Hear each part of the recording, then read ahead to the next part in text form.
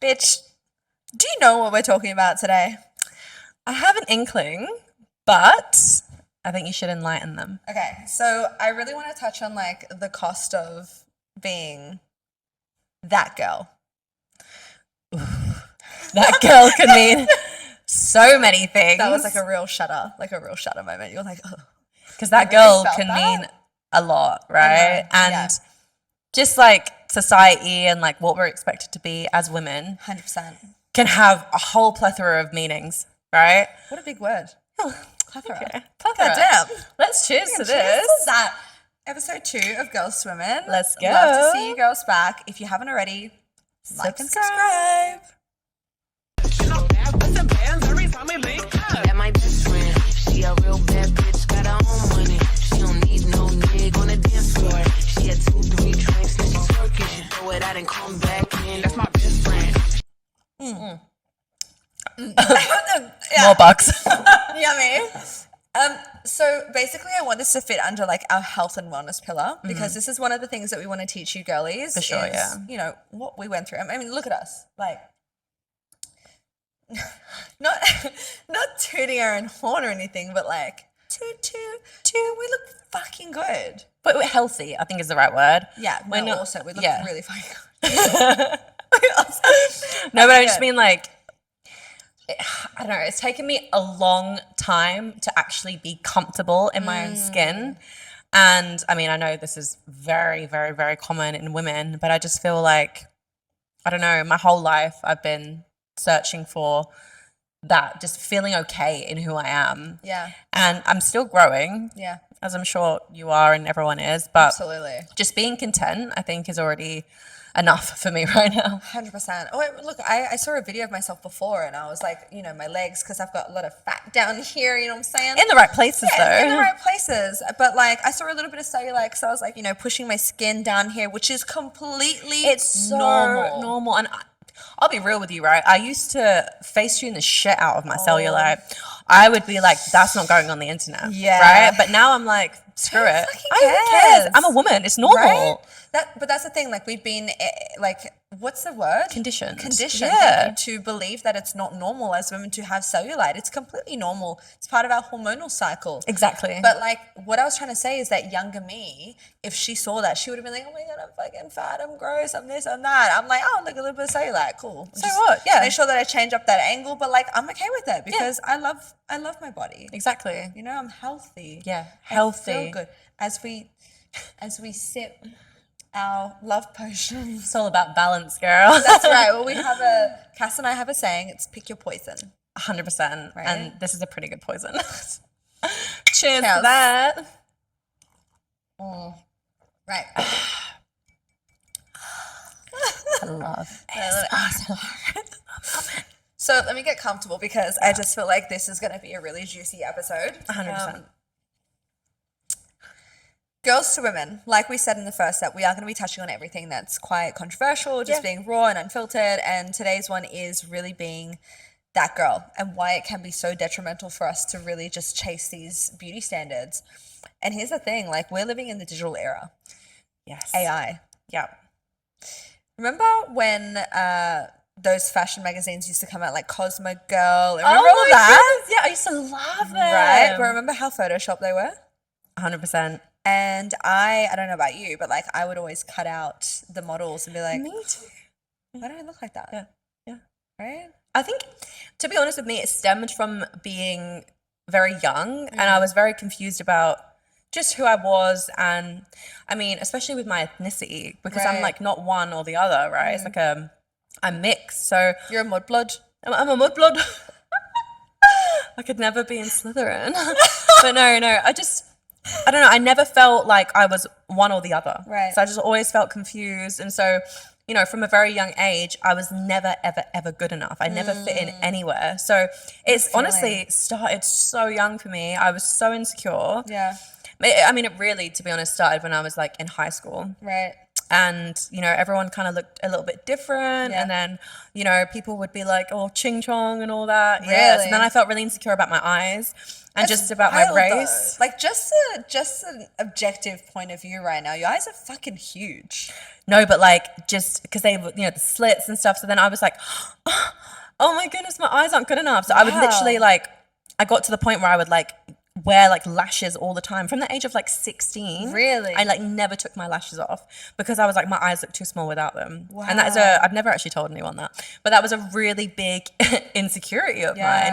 And I know girls go through it with like, you know, stuff in your bra and, you know, I've had my breasts done. Like, goodness, there are some... I had mine taken out. Right? Yeah. Because it makes you sick. Or it can make you sick. Most definitely. Yeah. But like, okay, so that's a lot. So thank you for sharing and holding space, right? Let me ask you just like point blank, because I remember the time when I started to really like take note of my appearance. Yeah. I was in primary school. Yeah, right. Yeah. I was at my primary school best friend Chelsea, her birthday party. There was an Italian guy there. And he really? said An this Italian comment, guy? An Italian. Italiana. She's got a thing for the Italians. Do you know who you are?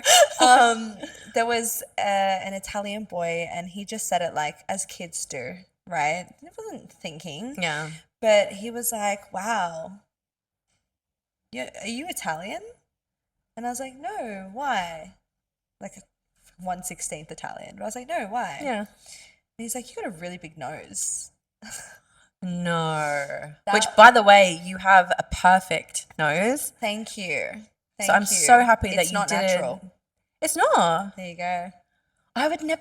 Wait, no, I would never have Yeah, guessed. Cassie didn't know. Okay. So, By the way, beautiful job. thank you. And well, look, it's not actually too far off, right? Good. So here's the thing. He said that comment to me, and I literally went home after the party, and I looked at myself in the mirror, and all I could see was my nose. And all I could see was my nose. And I've always had breathing issues. Always too. had, right? I've Yeah. had 4 surgeries to try and correct my breathing. Yeah. Like, I And need to do this so- as well. yeah. Is it like sleep apnea vibes? It's not sleep apnea, which is good, Yeah. but just collapse like tunnels in my nose. Okay. So your septum. Yeah, Yeah. but a little bit more than that. So I've had to have a bit of tissue lasered away, and Wow. yeah, so I've had them rebuilt many times, and my breathing is a lot better now. Good. But I saw my nose, and I was like, oh man, like he's right. Like my nose is too big for my face. Like what? This is crazy. Like how could I ever be pretty? The models in the magazines don't have a nose like me. Like what's going on? They'll have those really cute little button noses, Button you know, nose, right? yeah. And so I basically begged my parents. The next breathing surgery was coming up, and I just said, "Can we also get him to like look at taking this?" Like I had a tiny little bump on my nose. I Right. look back at pictures now; it's tiny, I bet. tiny little Yeah. bump. And they were like, "Really?"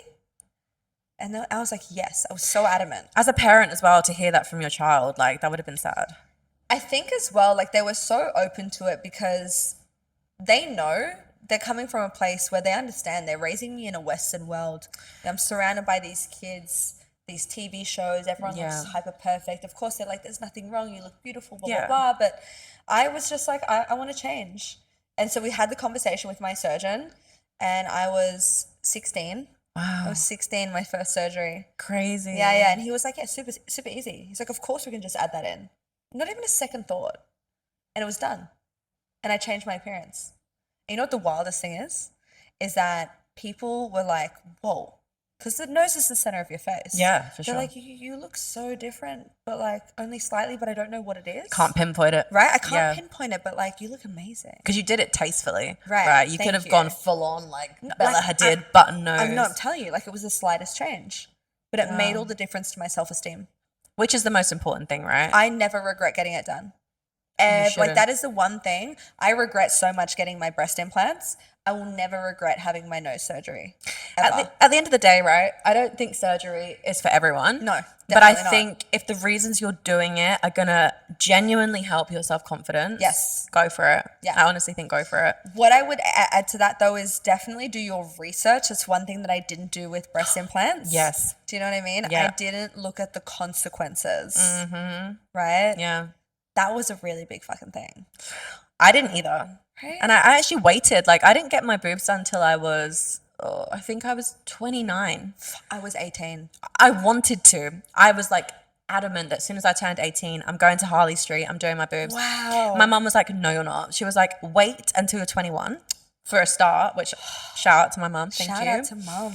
And then when I was 21, I don't know what it was. I just kept like going for I've had so many consultations. Really? Yeah. So I'd go and then they'd put these like big, you know, when you try the bra on. Yeah, and, like, yeah. Huge. And they always did it too big. And so Yeah. I was like, this just doesn't feel like me. Yeah. So then I kept like putting it off. And then it wasn't until like one of my pretty bad breakups where my whole life like turned upside down that I was like, I'm going to go and do my boobs. I can afford it now. Yeah. Like I'm not going to be borrowing money from anyone. This is me. It's a little present to myself. Yeah. And so I went to a good like surgeon and I did it and I was very happy. I think everything was really good.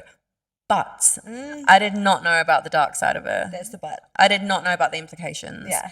And since getting them in, I've suffered from thyroid issues. My Hashimoto's has like gone through the roof.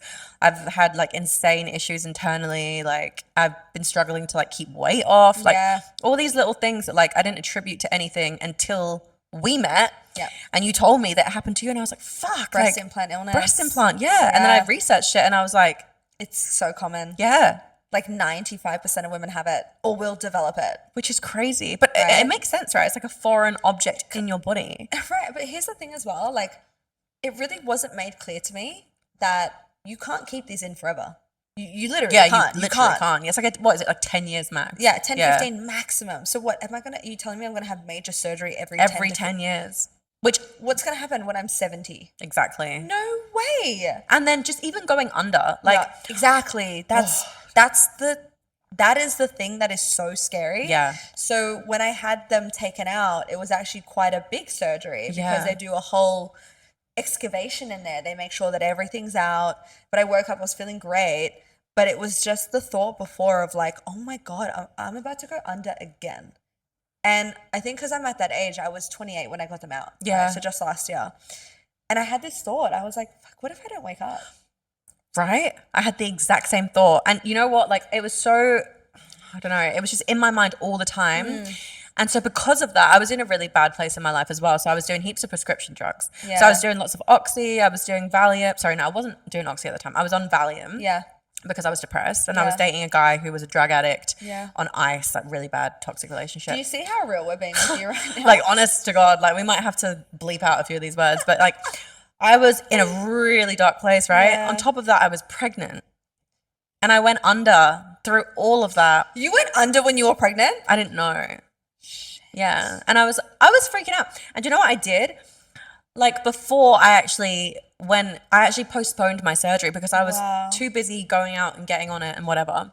So then I postponed it. And then the week before I ran into this guy that I had been seeing that was really bad for me. And I said to him, like, I'll come over, I'll meet you, but like, I can't drink, I can't smoke because I'm getting surgery. Yeah. And he was like, yeah, baby, of course, blah, blah. Bless you. Another one from another episode. You know, like, as they do, right? Yeah. And so I went to see him and one thing led to another and, you know, I ended up doing like a few different things that night that weren't good for me. And I had my boobs scheduled for a week after and I couldn't reschedule it again because I'd already done it once. Wow. So not on top of like smoking, drinking, prescription drugs and being pregnant, I went under. And from some miracle, I think God was on my side that day. Not your time. Yeah. And I woke up and I was like, what? And then when I found out, I was like, wow, I put my body through that. Yeah. And I wonder why, like, I, you know, have issues and it's crazy what we put our bodies through just to look a certain way. Exactly. It's really like growing up in that toxic wellness space. And I feel like maybe it's quite lucky for a lot of the young girls that are watching this. So you're growing up in a space where body positivity is more of a thing. It is definitely more acceptable now. More different sizes that you're seeing, different skin colors. Yeah. Like everything is different. Yeah. We didn't grow up like that. No, it was like the Pamela Anderson, like white big girl. Boob, blonde, skinny, small bum, tiny, big fake boobs, long blonde hair extensions, 100%. Photoshop the fuck out of everything, white skin. Thin eyebrows. Which we're both not. Yeah, legit, yeah. Like, I've got a big ass, which I actually said to Mr. Big yesterday. I actually said, you know, I had this moment when I was, how old was I? I think I was 14. Have you always had a big bum, like, since you were young? Fuck. Yeah. God does have his favourites. It's the Latina booty, baby. People pay money for that shit. Well, that's okay. So this is what feeds into the story perfectly. So my this is another episode. My long lost sister said this comment to me. So I was crying. I put this dress on. I was going to like a school dance. I was 14 years old. This black dress. It's so vivid in my mind. I look in my mirror, and my mum's in there, and my long lost sister's in there, and I start crying. They're like, what's wrong? And I was like, my ass is too big. Why is it sticking out like that on the side? What's wrong with me? Why can't I just cut it off? Wow. And they were like, they were like, people pay Legit. to have an ass like yours. Yeah. Thank God. Because imagine if you had done something crazy and like got a reduction or something, if that's even a thing. My ass is my greatest asset. It is an asset and a That's hub. my brain and my personality, baby. But I think the ass comes third, you know? Personality, brains, and then booty. Yeah, 100%. But like, how crazy is that? Crazy. That's just to be so easily influenced. Especially because during that time when you would have been 14, right? That's when the fucking raging hormones. Yeah, and it was puberty. also like the heroin chic was such a thing. You know, the model bodies. God, what was the name? Kate Moss. Yes, Yes. Kate Moss. Yeah. I knew when you said that. Right? Yeah. The yeah, gap yeah. tooth, It was like smoking was like cool and everything, and it was like don't eat. America's Next Top Model was huge. Like it was just don't fucking eat. And like when I was 13, 14, I would literally like barely eat, or I would like eat some things and then like throw up. And I would literally work out heavy like a maniac in my mom's office, just doing freaking, I can't remember what the style of workout, like Zumba or some shit like that. But I was like on it because I was like, I do not want to gain weight. Right. You don't want to be any kind of chubs. At 14, like who the fuck does that? Because that was so not acceptable back then. Not acceptable at all. No. Which is crazy. Yeah. And I feel like it's probably stayed in our brains a whole life. Okay, I'm going to like admit something really raw right now. And it might rub people the wrong way, but this is what this channel is all about. Yeah. Right? So I see girls who were our age when we were struggling with the body image, and you know, they're like 14, 15, 16, and they've got like low cut jeans, like they're very fashionable, they've got little crop tops, but then they've got like these muffin tops that are hanging outside their jeans. And I'm like, I would never wear that. No. I would never do that. No. But that's the old programming in our head. Like that was not acceptable to have any kind of tummy, any kind of roll, any kind of cellulite. Not acceptable one bit. Especially at that age. And you would never wear the low cut stuff. No way. Like if you think about when we were younger, even like going back to like 19, I was like 49 kilos. I was tiny. Yes, same. Like living in Ibiza and stuff, barely eating, like just because that's just what I liked. It was a skinty life. Yeah, it was. It was. It was really like, it was forced upon us. Yeah, I was like, oh, okay, I'm going to eat a banana today and maybe some Oreos and like a bite of food so people don't think I'm starving. Literally what I call like the cocaine and cereal diet. 100%. Right? It's literally like, it's messed up. Drugs is like back in the day, like you used to live on that, especially in Sydney. And just being 100%. like 45 to 48 kilos. Yeah. Unhealthy. It's so unhealthy. But everyone was like, oh, you look so good. Yes. This is the problem. It's like, you look so good, but then people are always just like, are you eating? People then get worried about you, and then you put on a little bit of weight, and it's suddenly like, oh, are you okay? Are you okay? Like, or what's the one that people say like, oh, wow, like, not healthy, but you know when people will just say, you look well. Yeah. I'm like, well, are you calling me fat?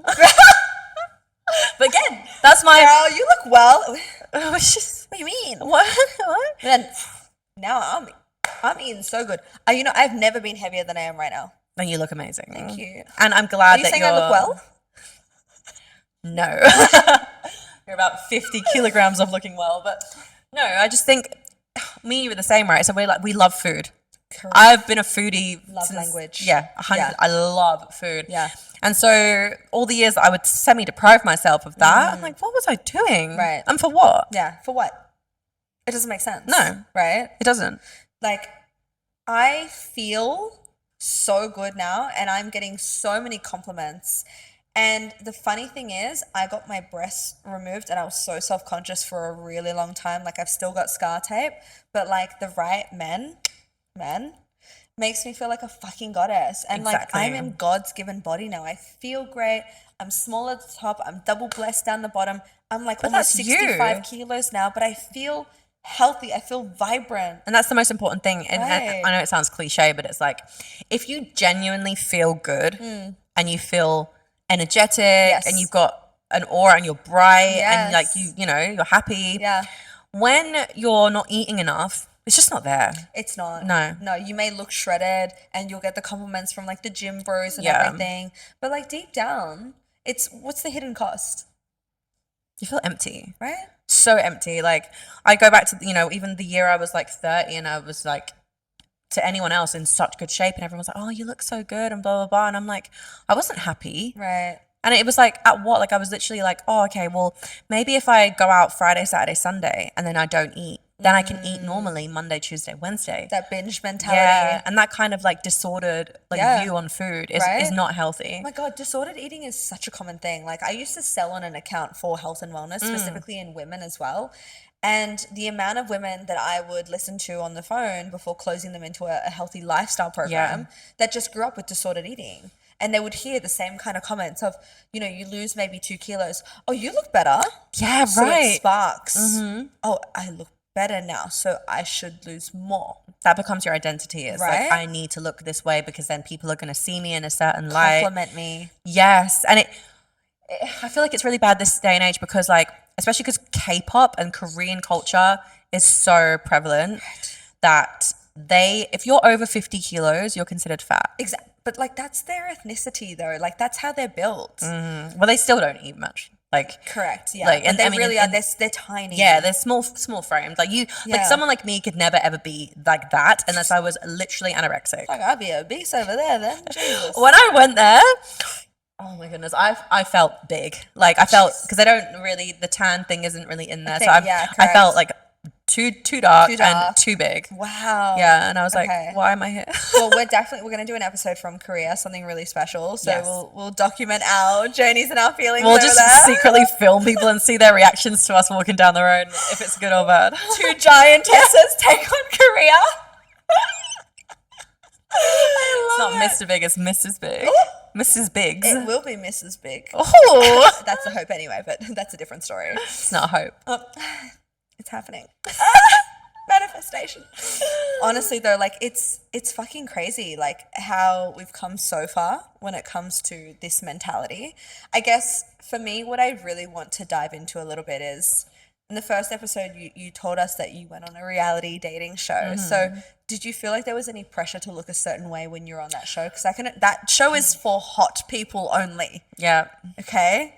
Like all of them are like bikinis, big boobies, the men have abs. If they don't, you get voted off pretty much straight away because you're not hot Yeah. enough, right? It's like I guess like subjectively good looking. Right. Because again, looks is I guess in the eye of the beholder, right? Everyone has a different type, but like I guess, yeah, subjectively good looking. And during the interview process, they actually make you get into a bikini. And then the next stage, they make you take off your makeup. Yeah. So the first interview is just a chat. Second interview, get into your bikini, pose, whatever. Third round, I don't even know if I'm allowed to say this, but third round, take off your makeup. No way. Yeah. So it's literally like, what do you look like in the morning if you're going to be filmed? Yeah. So I was like, shit. Like back in the day, So I was naturally beautiful. no, though. I was so conscious though back then because I was young and I was like impressionable. So I was like, I don't look good with that makeup. Like I can't do this, and I was really worried about it. I was like, they're gonna hate me. I'm not gonna get on the show because I'm ugly. That was literally my mentality. Shit. So then got the show, but I only had like, I think I was a last minute addition to the first 10. Okay. So initially I was going to be a bombshell. I think that's what they're called. And then literally. Oh, one of those ones that come in and comes shake in. it all up? Yeah, I was going to be like Yeah. one of the first or second girls in because they were like, oh, you've got a bit of pizzazz. I think you'd be good for that. But Yeah. then for some reason, like they ended up casting me as the first 10. Right. But I didn't have much time to prepare. So I was like, shit, like I need to stop eating essentially. So It's funny how that's like the first thought. first hey? thing, I was like, right, stop eating. So then I was like, okay, I went on a crazy diet. But then, because I'm very easily influenced, again, don't know if I'm allowed to say this, but we have a lockdown. Right. So before the show, you're in these hotels in the location that you're in. Okay. And you are not allowed out without someone with you, like I can't remember what it was Like a called. chaperone. A chaperone, yeah. So we all had our own chaperone, so we weren't allowed to be, eating at the same time as anyone else, right? So Why? so that we couldn't all see each other, and the public as well weren't really allowed to see you too much. Okay, so makes sense. we're in these luxury hotels. Secretive. Like I had because I was a last minute addition to the first ten. I actually got a really good suite. I got the best suite. Ooh. It was amazing. I was like, fuck, I can't take any content. Oh here. my God. Because you're not allowed your phone. They take your phone. They take your passport. Everything. You're like completely locked out of. We're content queens now. That would have killed us. I know. I was like, okay, like I couldn't even message my mum or anything. So that was that, and then we were going for like breakfast, lunch, and dinner. So then my binge eating mentality just wanted to eat all the food because I'd been semi-starving myself. So then I ate so much and then I felt huge. Yeah. So then when it came to doing my final photo shoot, I cried because I was like, I look huge. I look horrible. I'm going to be the biggest one on the show, which I pretty much was. Really? Maybe me and one other were like the two bigger. And you're in the 40s, weren't you? No, on Love Island, I was probably like 58 or something. Okay. And I was working on my ass though, like I did like my ass when I was going on, but like I had bigger legs and I just felt massive. Wow. Especially like during the lineup, I was like looking and I was like, I'm definitely the biggest one here. So that played on my mind a lot. And like all throughout the show, I was insecure because I had like, this is before my boob job. So I had like no tits. Wow. I had the very pear-shaped body, which now I think is beautiful. Yeah. But like at the time I was like, it's not good enough. And there was girls with like fake boobs, of course. you know, the lips and the filler and like the overly hair done, extensions. yeah. Yeah, they look beautiful. But like I was extremely natural at that point. So then I was like, should I look like this? And so it really played on my mind. And so like, I mean, there was Anna who actually won the show. She's a beautiful person. She told me on a regular basis that I was beautiful. She was like, girl, like you're just as beautiful as everyone in here. You deserve to be here, like off camera. Yeah. And I was like, I needed it because I was like, I would break down so often about what I looked like. Wow. Yeah. And then leaving. So when you're in there, it's a highly stressful environment and you're allowed to sort of eat like whatever. And so they provide like cakes and cookies and all that. So we would eat a lot late at night because we were like up filming. All the and junk then, food, yeah. It's hard not to. Like I have a binge mentality. Yeah. So then I gained weight during the show. So I came out and I was probably like, I don't know, 5 kilos heavier. So then all the paparazzi shots after I did look like a fair bit bigger. So then that played on my mind. Right. And that's just spurring your mental and your disordered eating even further. So then I'd go to these like influencer events and like no one would eat and I'd just be there like eating because no one eats at the influencer events? No. Fucking hell. I'm always like, come over here. Bring me the tray. Yeah. More food. Same. I'm like, because I would bring my ex to it and I'd be like, let's eat. You know what I mean? He's like, yeah, we'll fucking eat. And everyone's just there like sipping on the champagne, probably, you know. Right. No one's really eating. So I was just like, okay. And then, I just like got severely depressed from how I look. And I'd say about a year after that, I was like, fuck this. And I just like, again, went back to my like normal, like lost weight and felt better. Instantly, I was like, oh, I look good again. Which is so messed up. Because at the time, my boyfriend at the time was like, you look great. Like, you have an amazing body. You're pretty. Like, well, it's been amazing. And I was just like, shut up. Like, you fucking don't know. Yeah, you get it. Yeah, just being mean. Just like, but also they don't, though. And I think that's probably why we end up snapping, is because we know that they actually don't understand because they don't go through it. Guys don't look at other guys' bodies generally and be like, oh, look at his cellulite, look at this, look at that. Exactly. Right? We do it to each other all the time. I know. It's so bad. It's so bad. Like even now I'll find myself looking at other girls in their gym gear and I love supporting women, empowering women. Me too. But I'm always like, oh, would I wear that? Would I do that? Yeah, me too. Do you know what I mean? It's just ingrained in us. And it just takes me time to like catch myself in that moment and rewind and be like, whoa, Tash, you don't be thinking like that. Yeah. Right? I mean, for you, like, how long do you reckon it's been since you've been more comfortable in your own skin? Oh, that's a good question. I am going to say when I broke up with my ex-fiance. Another episode. But he really liked skinny girls. Right. And so I don't know if it was the stress when I was with him that he wasn't the right person, that I couldn't really put on weight, or that I knew subconsciously that he liked really thin girls. I could never really get above 53 kilos. Crazy. Right? It's really slim. And That's I really slim, didn't realize, you know, and Brooke and everyone made these comments afterwards. They were like, you look amazing now. Like you and I, you were great before, but like you just look glow, like you're glowing. It's like you now. get that glow back. Yeah. And so what I did, I went back and looked at photos and videos of myself, and I was like, fuck, I was so underweight. I was so not happy. I was so thin. And so I went to Europe, and I did as the Europeans do, la dolce vita. I pasta, ate all the pasta, the the wine. cannolis. Girl, I had gelato twice a day, every day. And you should. I fucking should, Okay, man. let's go get gelato in Italy. Oh my God. And tonight. Yes. And tonight. Yes. We're going tonight as well. All right. I want gelato now. Oh. But that's the thing. Like, I allowed myself to indulge. I took out my breast implants. I felt into my body. I allowed myself to have like carbs and sweets and just like, I just wanted to feel into my body and feel good about it. And I did. Yeah. And I put on 9 kilos, but like all in the right places. Kind Which of was like my body came needed. back home to me. Exactly. Yeah. That's the thing. God created you, right? Right. So there must be something so amazing in that. And like, I feel like I'm going to go through this as well. Like when I take my implants out and be It's like, a journey. this is me. And Yeah. I get that, like, I'm going to have a lot of doubts at the start. Like, okay. Oh, yeah. I'm used to, because the reason I actually got them at that point in my life was not only because I was messed up, but because I lost so much weight that I lost my bum. Yeah. So then I had a kind of a, you know, like a ironing board body. Like I didn't have any curve. It's that I'm not feeling feminine enough. Yeah, literally, it was. I was not fit, and I was like, I've got no ass, I've got no boobs. Like, I need to do something about Yeah. this. So then I was like, right, at least if I've got some curvature. And to be fair, like after I got them, I was like, damn, like I'm curvy, I'm a woman. Yeah. And Same so thought, yeah. yeah, and so part of me is like, okay, if I take these out, am I going to feel like a boy again? Correct. Oh my God, that is so true what you said. Because I was like, oh my God, babe, our champagne's here. No. Okay. This is life in Bali. Oh wait, let me. We're about to go outside and grab our bottle of champagne. Okay. So I was just explaining to the girlies that you can get anything ordered. Anything. And I love that this episode is about health and wellness. And what did we order? Soju. We ordered some soju. Health and wellness, but also how we've become more balanced. Exactly. Well, that's right? We had that saying, pick your poison, okay? So, like, look, I took out my breast implants. Down it. But, like, you know, now I get to drink a soju here and there.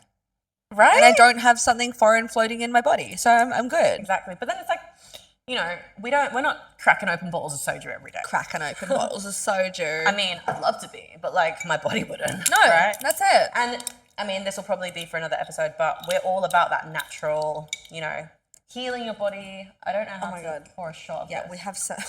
There's so many bugs in there. Is that a shot? I think that's probably Jesus.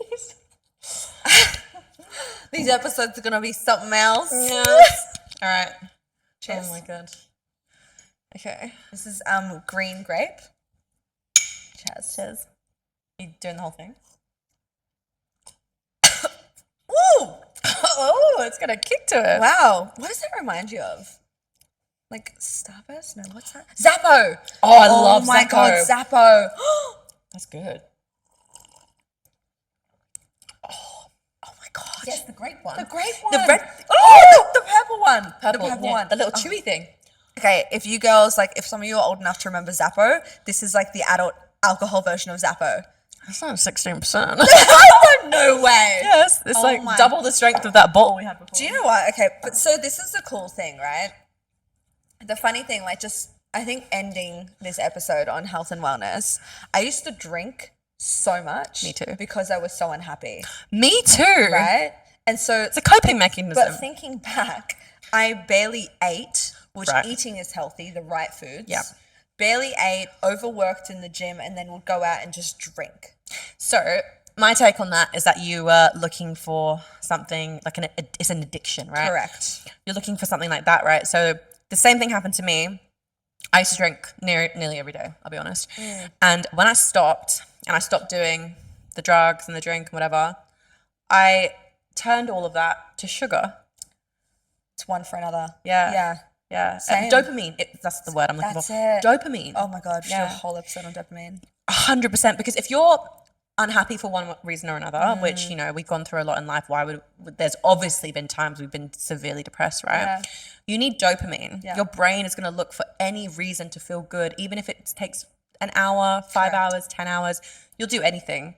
So then if you don't have all these things, sugar is the next best thing. Yeah. It lights up the same neural pathway as It crack really cocaine. does. Yeah, literally. I It's actually drug think it's addiction. probably more addictive because it's As nationwide. well. Obesity, diabetes. Oh my god, this is gonna be a whole nother episode. I feel like we Literally. should end it. Yeah, we need to before we start And then going we into never end. Oh my god, this has been great. It's been great. But honestly, though, like just to wrap it up, that like just a little insight into our lives and what we've gone through, just a tiny bit, shows you the consequences of what it was like trying to be that girl, right? And it starts from being a child. Yeah, it starts Soak it young. all in. Yeah. Yeah. And luckily, we're living in a day and age where, I say luckily, but actually, there's something called, I don't want to talk too much, but there's something called skinny talk at the moment. That doesn't sound So, very good. if you find yourself on skinny talk, just remember that you can still enjoy life and be small. As long as you follow, eating well most of the time, pick your poison, as you say. Yeah. Go to the gym, feel good, feel healthy. Yeah. You can still be looking good, feeling good. You don't need to severely restrict yourself or be adamant that you only take 3 bites of a meal to feel good. Because skinny talk can be a little bit toxic, and I found myself on it recently, like, oh man, maybe I shouldn't be eating so much. Even now, and I've done the work, and I still have thoughts like that. Because we're women. Yeah. There's We're no pressure unicorns. like that on men. No, Yeah. there isn't a skinny man talk. Yeah. It's just skinny talk, Yeah, period. fuck that. It's all No women. way. It's all women. Girl, on that note, I reckon we go to dinner and we feast We like the queens that we are. Eat. We eat. We eat, girl. Oh, Feel that. Oh my god. All right, my love. Well, another episode for you girlies. Yes. Like and subscribe because we are just We've again, got some stuff just cooking. fucking tea and juice for you, honestly. Like We're in that kitchen, man. We got a lot like cooking pies with my baby. all right, we out. Bye.